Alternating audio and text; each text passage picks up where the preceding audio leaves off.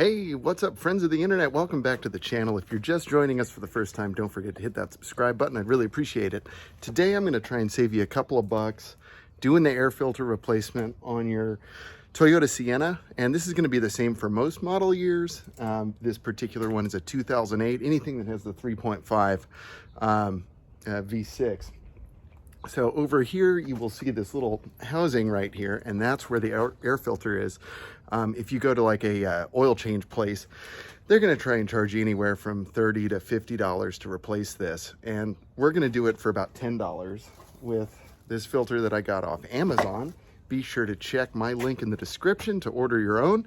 And of course, make sure that it fits your specific model year. So let's get into it. All right, here we go. So you can see, hopefully you can see, we've got the air filter box right here. Don't mind all the leaves, I'll get to that later. I've also got a little bit of Irish spring for whatever rats want to come in and chew on the box.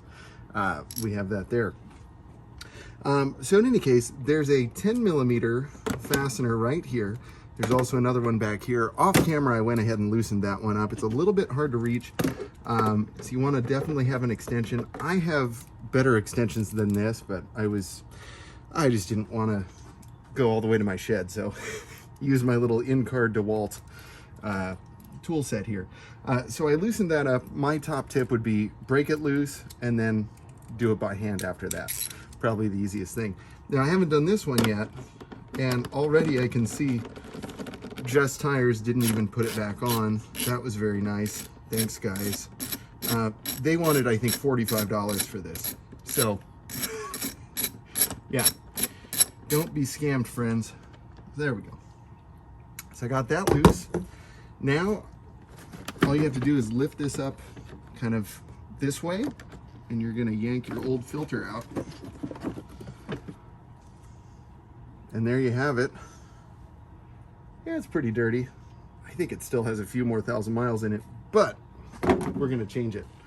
One thing that I always like to do when I'm doing a air filter job, this is how it came out, right? And so I want to make sure that I have it situated the same way. There we go. And there you have it, and just make sure that it's the same size. Made in China. All right. Again, don't forget to check my description. I'll have a link for this.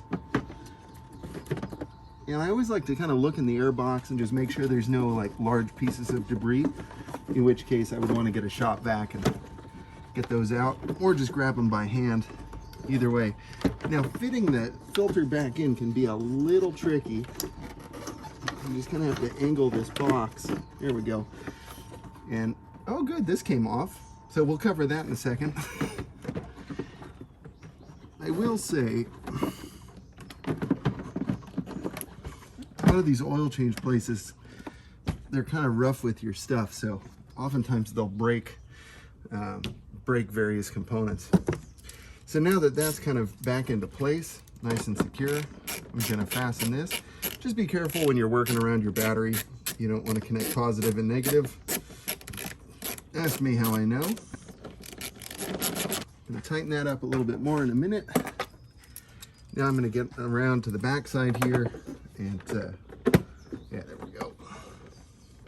These Siennas, like, they're very reliable and they're very good vans, but the design is not my cup of tea. It's a little bit harder to work on than, you know, some of your passenger cars. The engine is just kind of stuffed in here at an awkward position. So, you know, oftentimes you'll have to remove this cowl to do some of your maintenance. I know spark plugs are not easy at all on this back side of the engine.